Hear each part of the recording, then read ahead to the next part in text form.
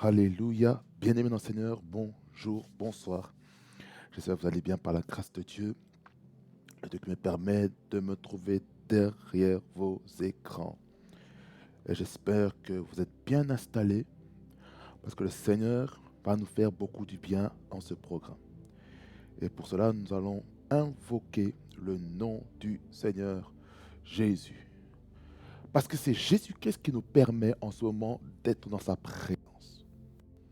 Parce que c'est Jésus, le guide parfait, le souverain sacrificateur, selon l'ordre de Melchisedec. Amen. Nous prions.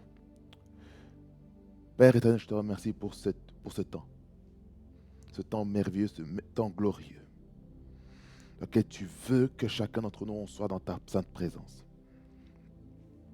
Voilà pourquoi, Seigneur, je t'élève et je te célèbre pour ta souveraineté et ta majesté. Merci parce que le ciel est ton trône et la terre est ton marchepied. Merci parce que tu règnes sur tout l'univers, Seigneur Jésus. Merci Jésus-Christ pour ce moment. En ce moment, j'invoque le sang de Jésus, cette plateforme, que le sang de Jésus-Christ nous lave totalement, purifie nos bouches, nos pensées, nos consciences, nos cœurs, nos âmes, afin que ta parole puisse demeurer dans les cœurs de chacun et chacune. C'est pourquoi Saint-Esprit glorifie Jésus dans nos vies, au nom de Jésus. Seigneur, sois loué, sois béni, au nom de Jésus.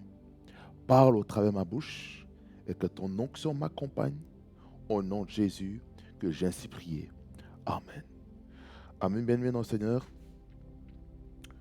Bien-aimés dans le Seigneur, nous allons partager ce que j'étais en train de parler dans notre nouvelle série qui s'intitule « Que le feu de ton autel ne s'éteigne jamais » ou que le feu de ton autel ne s'éteigne pas. Pourquoi je vous dis ça? Parce que c'est un thème très important qui me tient tellement à cœur parce qu'il faut que nous, en tant qu'enfants de Dieu, qu'on puisse comprendre que le feu de l'autel ne doit jamais baisser. Et pour ça, nous allons lire le texte de base de notre étude. Lévitique, chapitre 6, le verset 1er jusqu'au verset 6, la version Nouvelle Édition de Genève. Mais le socle se trouve dans le verset 5 et 6. Voici ce que les Écritures nous disent. Il nous dit, « Donne cet ordre à Aaron et à ses fils, et dis, voici la loi de l'Holocauste. L'Holocauste restera sur le foyer de l'autel toute la nuit jusqu'à la fin, jusqu'au matin, et le feu brûlera sur l'autel. Le sacrificateur revêtira sa tunique de lin et mettra des caleçons sur sa chair. Et l'enlèvera la cendre faite par le feu qui aura consumé l'holocauste sur l'autel et il la déposera près de l'autel. Puis il quittera ses vêtements et en mettra d'autres pour porter la cendre hors du camp dans un lieu pur. Le feu brûlera sur l'autel, il ne s'éteindra point. Chaque matin, le sacrificateur y allumera du bois, arrangera l'holocauste et brûlera la graisse des sacrifices d'action de grâce. Le feu brûlera continuellement sur l'autel, il ne s'éteindra point. Amen. Bien-aimés dans le Seigneur, ce texte nous parle de beaucoup de choses. Il parle de beaucoup de choses dans lesquelles nous devons comprendre. Ce texte ici est en train de nous dire beaucoup de choses. Parce que, au travers de ce passage, il y a un soubassement que nous devons respecter en tant qu'enfants de Dieu. Et un des principes que nous devons respecter, c'est que le feu de l'autel doit être toujours allumé, peu importe ce qui se passe. Parce que, comme je disais dans notre premier épisode de cette série, je disais ceci que Dieu veut que notre feu de l'autel continue à brûler et ne puisse pas baisser. Vous savez, pour que cela ne baisse pas, il y a des clés. Et dans l'épisode précédent, j'étais en train de vous parler sur la prière et l'intercession, qui était quelque chose de très, très, très important, dans laquelle il faut nourrir. Parce qu'au plus on met du bois, au plus on met les combustibles, au plus on met du liquide inflammable, au plus on met du gaz inflammable sur l'autel dans lequel nous devons offrir à Dieu, vous allez voir que Dieu va faire des choses merveilleuses dans notre vie. Quelqu'un peut dire un vrai amen, là, parce qu'il est. Écoutez, lorsqu'on voit ici, dans le verset 5 et 6, il y a un processus à respecter pour que ce feu-là soit toujours activé. Regardez. Pour que ce feu-là soit toujours activé, il faut qu'on comprenne qu'il y a des lois. Il y a des principes qu'il faut respecter. Dans le verset 5, il dit, le feu brûlera sur l'autel. Il ne s'éteindra point. Cela veut dire que le feu doit brûler continuellement et tout le temps. Il ne doit pas avoir une interruption. Lorsque le feu sur l'autel brûle, ça veut dire, lorsque l'autel est en feu, il faut qu'on comprenne que ce feu-là a besoin d'être alimenté. Ce feu-là a besoin d'un soubassement. C'est pourquoi j'aimerais vous dire ceci, qu'il faut comprendre que nous devons être en feu. Il faut qu'on soit en feu. Toujours en feu chaque jour. Il ne faut pas qu'il y ait une baisse de régime. C'est pourquoi j'aimerais dire ça à quelqu'un, que le feu de l'autel qui vous anime puisse continuer à brûler à tout égard au nom de Jésus. Et pour ça, il y a un protocole à respecter. Voici le protocole qu'il faut respecter ici. Dans le verset 5. Il dit chaque matin, le sacrificateur y allumera du bois.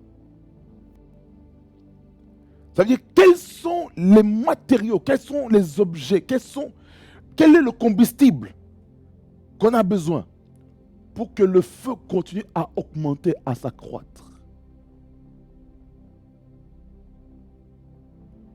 Je vous ai parlé de la prière. C'est un bout de bois qui est utilisé pour la gloire de Dieu. Est-ce que quelqu'un comprend?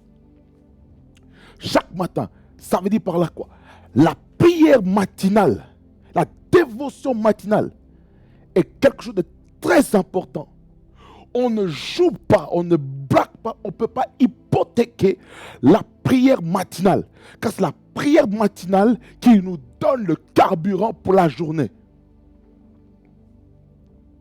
Et c'est comme ça qu'on sort de chez nous sans carburant. Et c'est comme ça qu'on n'a pas la force de résister à la tentation. Raison pour laquelle le Seigneur attend de nous que nous puissions offrir un sacrifice de prière, d'action de grâce auprès de lui. Donc chaque matin, il doit y avoir le feu sur l'autel. Il faut qu'il y ait le feu sur l'autel chaque matin. Prions à des heures stratégiques pour déjouer le plan de l'ennemi qui a pour but de détruire votre vie, qui a pour but de détruire votre ministère, qui a pour but de détruire votre journée dans le travail, dans votre famille, dans la société. Il est important de savoir quels sont les matériaux qu'il faut. Chaque matin, le sacrificateur y allumera du bois. Nous sommes des sacrificateurs. Bien aimé dans le Seigneur. Dans l'ancien temps, il y avait un petit groupe de personnes qui étaient admis au sacerdoce. Mais grâce à l'œuvre salvatrice de Jésus-Christ à la croix, nous sommes tous des sacrificateurs. Nous sommes tous des rois. Nous sommes tous appelés à régner. Le sacrificateur y allumera du bois. Ça veut dire que lorsqu'on met le feu, lorsqu'on met le bois déjà sous le feu, ça devient une flamme. Vous voyez? C'est important.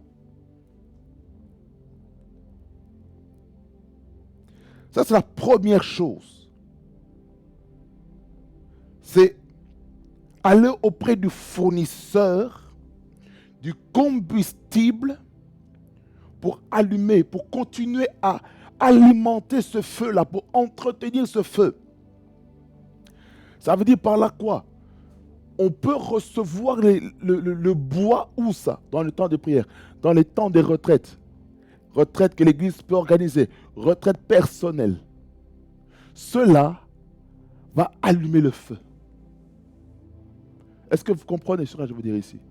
C'est très important. Le feu de l'autel. Par la prière, l'intercession et par les temps de retraite et les jeûnes. Tout ça, c'est dans la discipline de bâtir une intimité avec le Seigneur. Et là maintenant, j'aimerais vous parler sur la deuxième clé. Sur comment entretenir le feu de l'autel personnel ou de l'autel de la famille. Si vous vivez en famille restreinte, papa, maman et les enfants, il y a quelque chose à respecter. Mais avant que j'aille dans comment entrer le feu de l'autel pour le deuxième point, je continue. Pour faire une étude sur ça. Je dis, la première chose, c'est aller chez le fournisseur du combustible pour continuer à entretenir le feu. La deuxième chose, il dit, le sacrificateur arrangera l'holocauste. Ça veut dire qu'il y a de l'ordre à respecter. Si on veut que le feu continue à brûler, il y a des conditions qu'il faut pour que ce feu se manifeste. Arranger l'holocauste. Ça veut dire, vous voulez que le feu de Dieu tombe sur vous, vous devez s'y planifier. Quand on parle d'arranger, il y a une organisation. Il y a une planification bien définie par rapport à ça. Et lorsqu'on comprend ça, vous allez voir que ce sera très facile.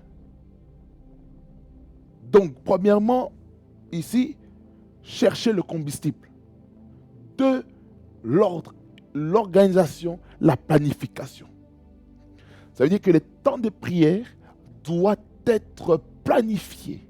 Les temps de prière doivent être intentionnels. Ça veut dire que lorsqu'on arrange l'holocauste, on le place sur l'autel. Ça veut dire qu'il y a un effort personnel à faire. Est-ce que vous comprenez ce que je suis en train de vous dire?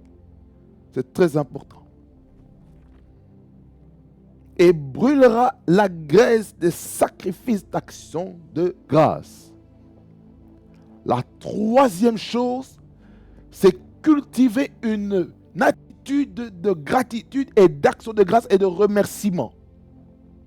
C'est-à-dire, qu'est-ce que Dieu a fait pour vous? Il a fait quoi?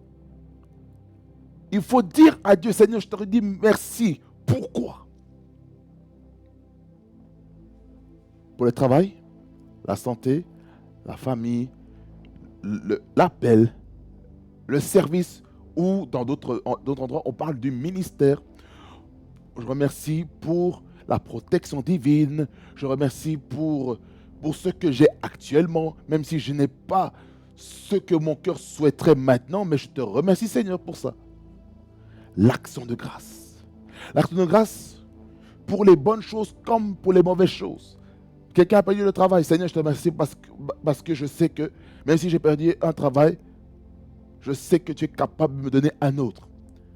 Jésus-Christ a manifesté l'action de grâce dans la multiplication des pains. Lorsqu'il a multiplié le 5 pains et les 2 poissons, c'était grâce à l'action de grâce. L'action de grâce a une force de multiplication dans sa vie. Vous voulez que le feu continue à se multiplier en vous? Apprenez à rendre grâce à Dieu. Ne murmurez pas. Ne vous plaignez pas dans la prière. Ne vous lamentez pas. Il ne faut pas se lamenter. Il faut rester focalisé sur Jésus. Seigneur, merci. Parce que je sais que je voulais acheter une nouvelle voiture. Mais je me contente de la voiture que j'ai actuellement. Merci Seigneur Jésus-Christ, parce qu'avec ça, au moins, je peux me déplacer. Vous comprenez? C'est pourquoi il est important de comprendre qu'il ne faut pas être complexé par rapport à quelqu'un qui a acheté un véhicule neuf. Alors là, maintenant, on commence à envier le bien d'autrui. Allons-y dans Exode chapitre 20, dans les 10 commandements, et puis je retourne dans notre texte de base.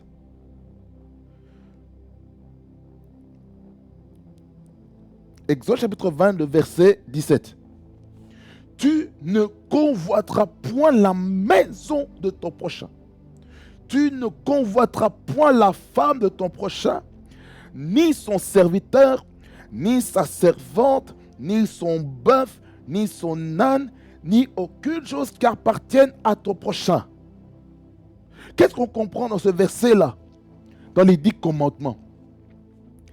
Quand on dit tu ne convoiteras point la maison de ton prochain, ici on comprend déjà, lorsqu'on prie, il ne faut pas convoiter les biens d'autrui. Lorsqu'il y a une belle maison, pourquoi tu convoites la maison de ton prochain?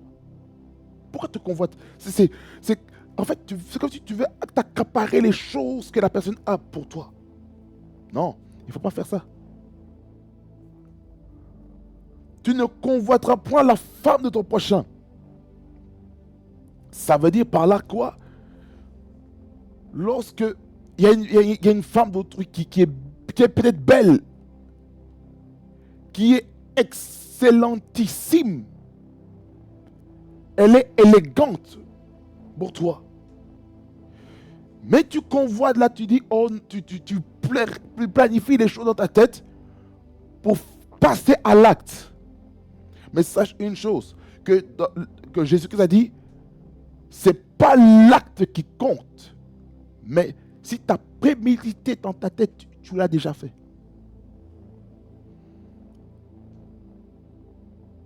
Ni son serviteur, ni sa servante. Ça veut dire que tu n'as pas convoité ses employés. C'est un nouveau professionnel, quelqu'un qui a commencé son entreprise et maintenant tu vois qu'il commence à réussir dans tout, qu'il a des bonnes par-ci, par-là, il a des techniciens de surface, il a des ingénieurs, il a des gens qui travaillent à la maintenance, et toutes ces choses-là, il commence à convoiter. Ça veut dire qu'il ne faut pas convoiter le personnel de son prochain, quelqu'un qui travaille. Ni son bœuf, ni son âne, ni aucune chose qui appartient dans son prochain. Ça veut dire qu'il ne faut pas convoiter toutes ces choses. Parce que là, ça va nous poser de problèmes. Retournons à notre texte de base. Lévitique 6, 5.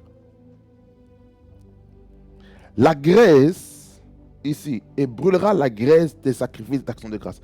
Qu'est-ce que ça veut dire la graisse? La graisse, c'est gras. C'est comme l'huile, c'est comme l'onction. Ça veut dire qu'il faut que l'huile soit complètement, soit liquide pour que l'onction prenne encore plus d'effet.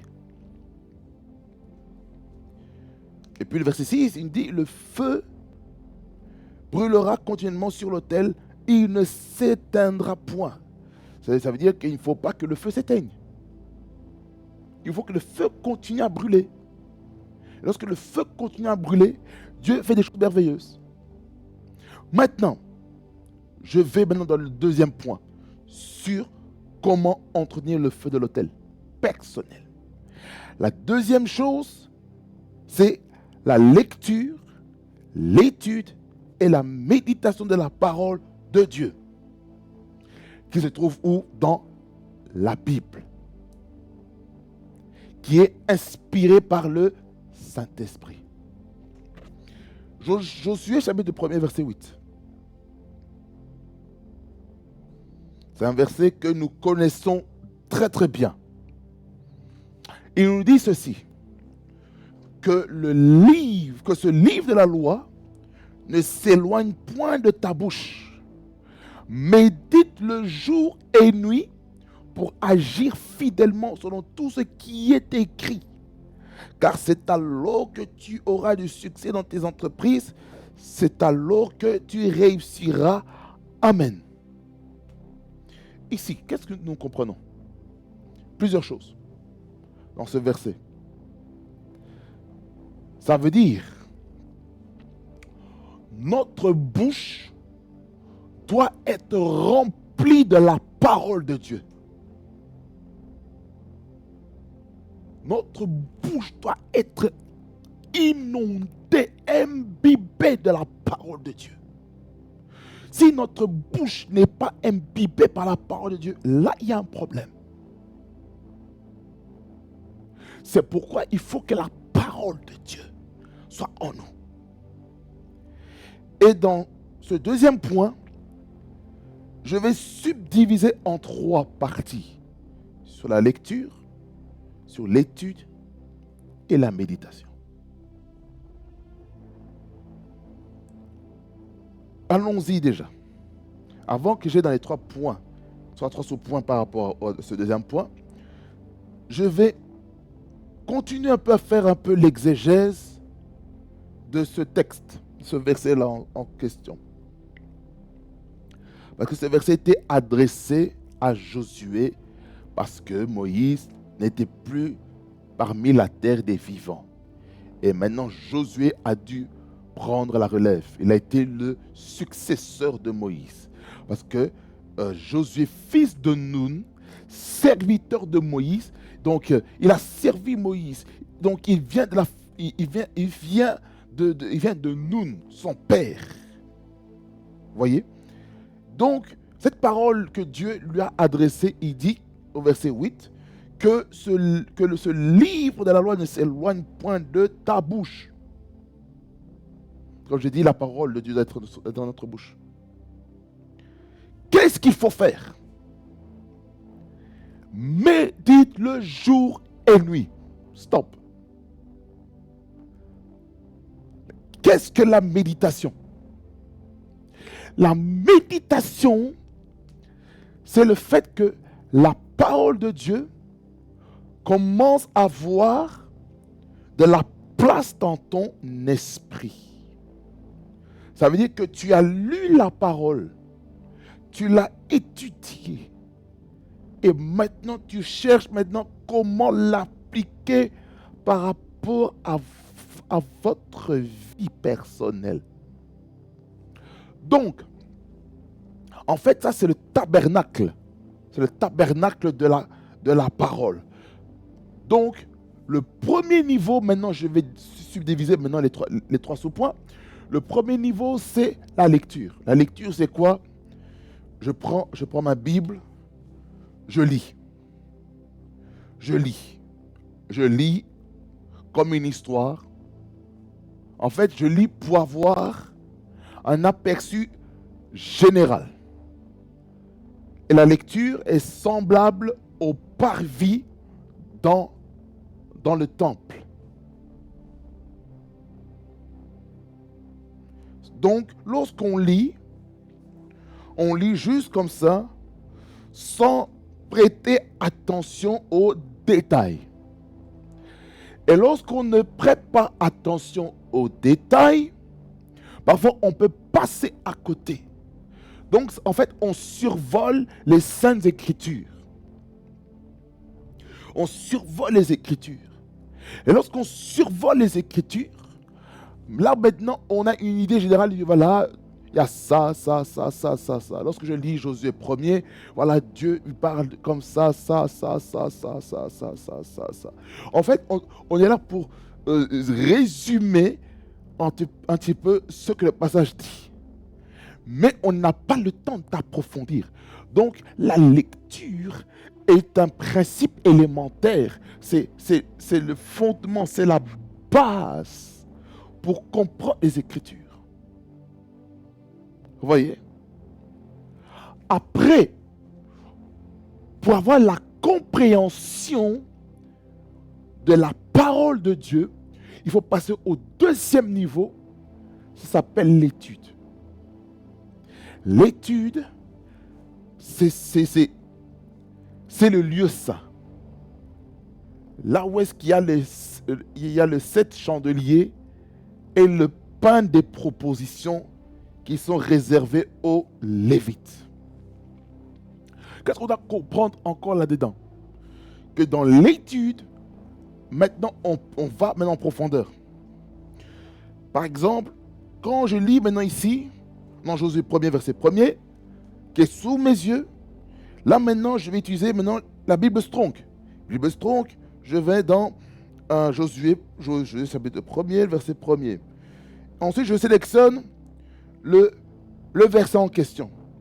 Maintenant, je vais voir le lexique en hébreu, pour hébreu et araméen pour l'Ancien Testament, et le Nouveau Testament en grec. Donc, quand je vais par exemple sur le mot Moïse, là maintenant, je vais en profondeur. Que veut dire Moïse? Moïse vient de l'hébreu qui s'écrit Moshe.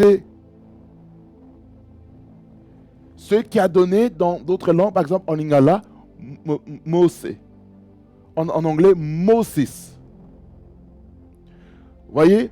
Donc la plupart des mots qu'on utilise en français tiennent comme base, comme origine, comme racine, le grec, l'araméen, l'hébreu et le latin.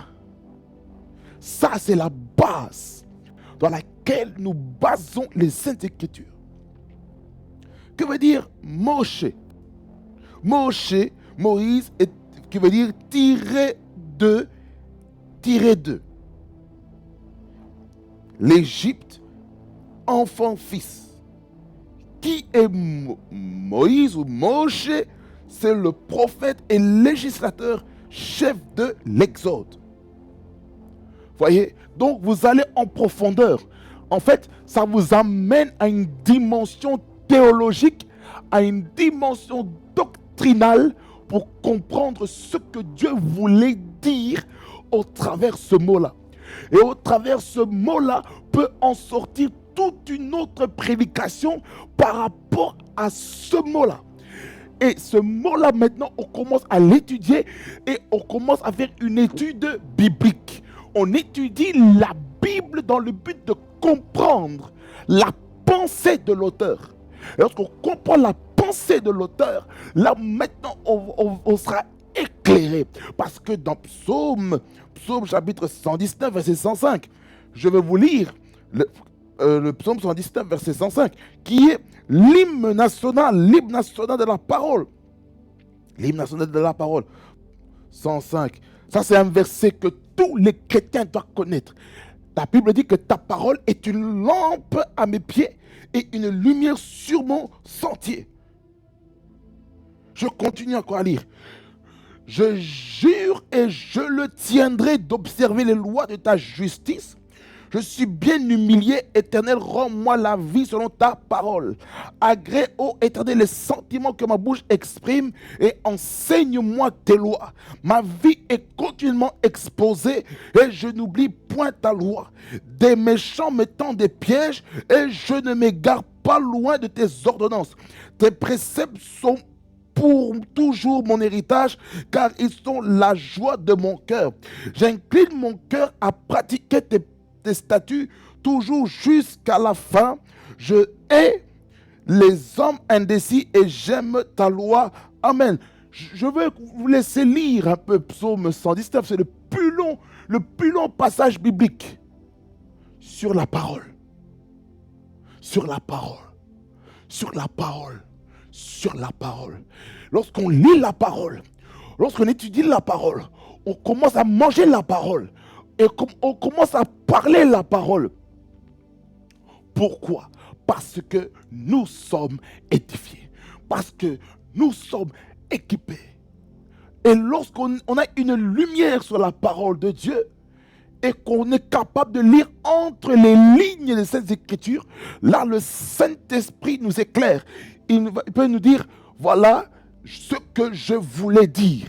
Parce que la parole, elle est vivante. Et la parole, elle a la capacité de nous donner une autre signification que la première fois que vous avez lu ce passage. Par exemple, vous pouvez lire Psaume 23, qui est le psaume du bon berger.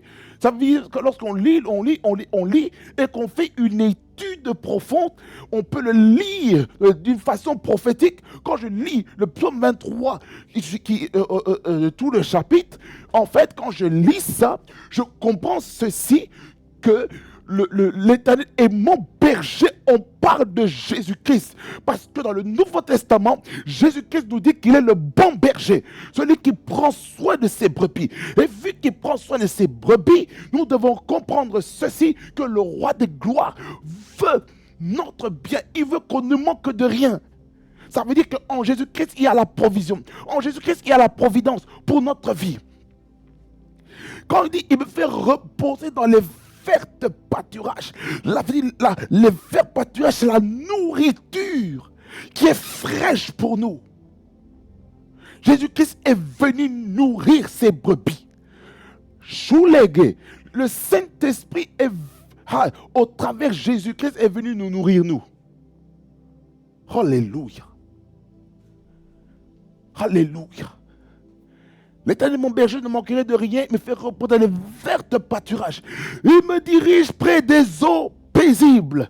Écoutez-moi bien. Les fleuves d'eau vive, comme il dit dans Jean chapitre 7, verset 38, qui dit que celui qui a soif, qui vienne à moi et qui boive, celui qui croit en moi, des fleuves d'eau vive couleront de son sang. Donc quand je lis ça, le psaume 23 qui parle qu'il me conduit près des eaux paisibles, il restaure mon âme. Ça veut dire par la croix, lorsqu'on est avec Jésus-Christ, le bon berger, alléluia, lorsqu'on va auprès des eaux, en fait c'est la vie, parce que dans l'eau il y a la vie. L'eau nous donne, nous abreuver. Ça veut dire que lorsqu'on va dans la présence de Dieu, il faut qu'on s'abreuve de cette eau. Il restaure mon âme. Ça veut dire par la croix. Jésus-Christ, lorsqu'on lit Ésaïe 61, on nous dit qu'il est venu pour guérir les cœurs brisés. Les cœurs brisés, ça fait partie de quoi? Ça fait partie de l'âme. Ça veut dire qu'il est là pour restaurer ton âme. Il est le Dieu de la restauration, notre Dieu. Alléluia. Il me conduit dans les sentiers de la justice à cause de son nom. Ça veut dire par là quoi? Lorsqu'on est en Dieu, lorsqu'on a le bon berger Jésus-Christ, il nous fait connaître la loi. Il nous fait connaître les préceptes du Père Céleste pour qu'on puisse l'appliquer dans notre propre vie. Quelqu'un dit Amen. À cause de qui est le nom de Jésus. Le nom de Jésus-Christ est le nom le plus puissant. Quand je marche dans la vallée de l'ombre de la mort, je ne crains aucun mal car tu es avec moi. Ça veut dire par là quoi? Peu importe les difficultés de la vie, vous devez savoir ceci.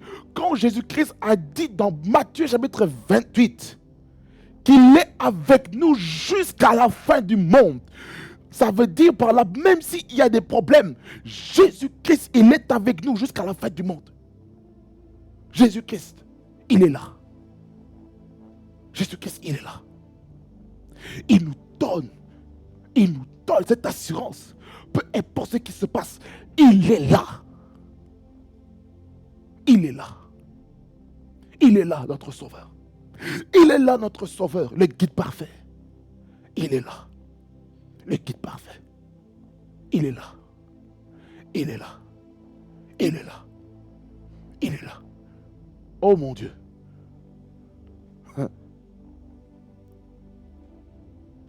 La Bible dit encore dans le verset suivant qui dit que ta houlette et ton bâton me rassurent. Jésus-Christ, il est venu avec la grâce et la vérité. Parce que Jésus-Christ, il est le chemin, la vérité et la vie. Nul ne vient au Père que par Jésus-Christ lui-même. Ça veut dire par là, lorsqu'on a Jésus-Christ dans sa vie, il va amener la discipline dans notre vie. Il va piloter notre vie. Il faut qu'on ait la volonté. Il faut qu'on lui donne la permission de diriger, de piloter notre vie. Jésus-Christ, l'auteur et le consommateur de notre foi. Lorsque Jésus-Christ est avec nous, my God, il discipline ses enfants. Lorsque vous allez dans le Nouveau Testament, vous allez voir combien de fois Jésus-Christ a réprimandé ses propres disciples. Il a même dit à ses disciples, jusqu'à quand vous supporterai-je?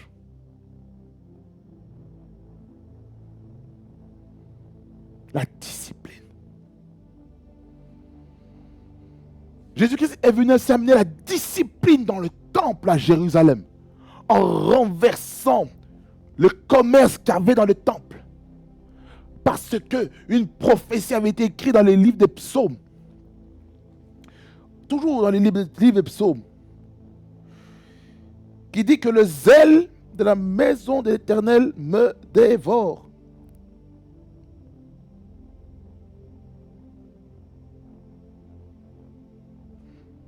Le zèle de la maison de l'Éternel.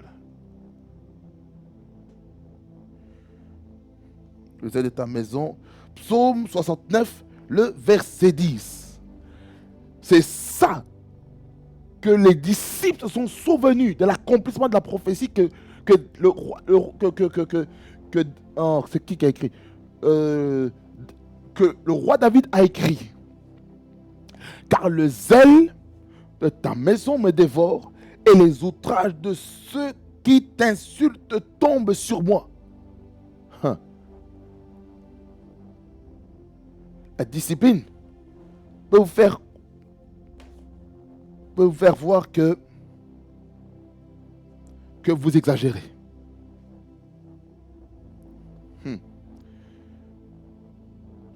Je retourne dans le psaume 23. Le verset 5. Tu dresses devant moi une table en face de mes adversaires. Ici, qui sont les adversaires de Jésus? Les pharisiens, les sadducéens, les docteurs de la loi, le gouvernement, toutes les personnes qu'il avait touchées, qui ont dit crucifie-le, le diable, ses agents, le monde des ténèbres, sont les adversaires de Jésus. Et qui dit l'adversaire de Jésus, il dit aussi l'adversaire du royaume de Dieu. Ça veut dire par là quoi? Lorsque vous faites face à vos ennemis, sachez une chose, qu'il y a une table qui a été dressée. Que veut dire dresser la table? Psaume 23, verset 5. Dresser. Que veut dire dresser? Psaume 23, le verset 5. Dresser, ça vient de harak en hébreu. Qui veut dire, la définition, c'est, premièrement, c'est arranger, poser ou disposer en ordre, mettre en rang, préparer, ordonner, manier, fournir, estimer, égaliser, diriger, comparer. Donc la sous-définition dit mettre en ordre, arranger, mettre en place, comparer, être comparable, évaluer, taxer. Généralement traduit par se ranger, dresser, se ranger, préparer, se ranger en bataille. Quand je parle de ranger en bataille, ça veut dire qu'il y a une guerre, il y a une bataille. Disposer en ordre, poser, taxer, faire une estimation, armer. C'est un langage militaire. Un corps après, il y a encore d'autres définitions. Voyez? Jésus, il est venu faire la guerre. Lorsqu'il était mort à la croix, il était en guerre avec ses adversaires. Et puis il dit, tu oins d'huile ma tête et ma coupe déborde. Lorsque Jésus-Christ est ressuscité, il est monté au ciel. 40 jours après la Pâque, il y a eu le couronnement de Jésus au ciel par le Père. Car la Bible dit que l'Éternel dit à mon Seigneur, assieds-toi à ma droite jusqu'à ce que je fasse tes ennemis ton marchepied.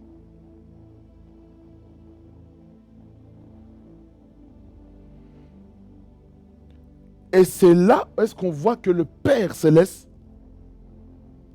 a oint avec l'huile de joie sur Jésus. Et cela s'est manifesté le jour de la Pentecôte. Le couronnement de Jésus-Christ a été le couronnement de l'Église primitive jusqu'à ce jour. Et puis il dit dans un verset, oui, le bonheur et la grâce m'accompagneront tous les jours de ma vie et j'habiterai dans la maison de l'Éternel jusqu'à la fin de mes jours. Ça veut dire par là quoi? Jésus-Christ nous assure que nous allons demeurer dans sa présence. Et lorsqu'on demeure dans sa présence, plus rien ne pourra nous bloquer. Plus rien ne pourra nous nuire. Amen. Et pourquoi je suis allé là? C'est pour vous faire comprendre sur la valeur de l'étude. Vous voyez ce que l'étude a fait? C'est-à-dire que j'ai utilisé Psaume 23, plus encore d'autres références dans le Nouveau Testament qui expliquaient le Psaume 23. Vous voyez?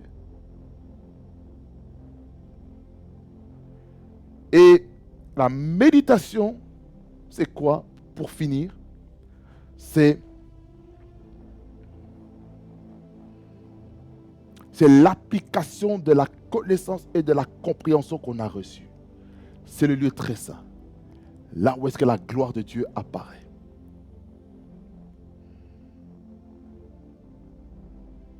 Et c'est pour ça, lorsque on revient dans Josué 1er, verset 8, qui dit de méditer la parole de Dieu jour et nuit, ça veut dire que le matin ne doit pas passer tant qu'on n'a pas lu les Écritures. Lire, étudier et méditer. La nuit avant de dormir, il faut que la parole soit là. Ce qui signifie, si on veut réussir, il faut que dans nos maisons, qu'il y ait des cultes familiaux. Des cultes de famille. Ça veut dire que à la maison, il doit y avoir une église. Certains ont cru que l'église est seulement dans le temple. Non. Vous devez savoir que dans l'ancien temps, on disait que les enfants de Dieu, les premiers chrétiens, se réunissaient quotidiennement dans le temple et dans les maisons. Vous voyez? C'est très important. Amen. C'est très important. Et lorsqu'on médite la parole, jour et nuit, alors on va appliquer tout ce qui est écrit. Et lorsqu'on étudie tout ce qui est écrit, là, Dieu maintenant va commencer à nous faire prospérer, nous faire réussir. Et lorsqu'on réussit, c'est la gloire à Dieu qui est mise en valeur. Que le Seigneur vous bénisse, mon bien-aimé dans le Seigneur. Et que chacun d'entre nous puisse lire, étudier, méditer la parole de Dieu pour que nous soyons en vie, pour que nous puissions faire les choses que Dieu veut pour nous. Amen. Nous prions le Seigneur. Dieu de grâce et de miséricorde, je te rends grâce, je te loue, Seigneur, pour ta parole qui est esprit et vie. Je prie pour que chacun puisse lire sa Bible, étudier sa Bible, méditer sa Bible, que la parole de Dieu soit inscrite, écrite sur les tables de nos cœurs, afin qu'on le lise couramment. Parce que Seigneur, dans le livre d'Habakkuk, tu nous dis d'écrire la prophétie et de la lire couramment. Même si elle tarde, elle s'accomplira certainement. Je prie que ta parole soit ancrée dans le cœur, au nom de Jésus. Merci pour ta parole qui est ancrée dans le cœur, pour ta seule et unique gloire, au nom de Jésus. Sois le soit béni, au nom de Jésus. Amen. Amen, bien Seigneur, que le Seigneur vous bénisse, fasse beaucoup du bien. Et ce fut un plaisir d'être avec vous en ce jour parce que le Seigneur est merveilleux. On est ensemble en Jésus-Christ, notre Seigneur, et le Seigneur va nous faire beaucoup du bien. Pour notre prochain épisode, on va parler du 3e point. Soyez bénis au nom de Jésus-Christ parce que le Seigneur est avec nous.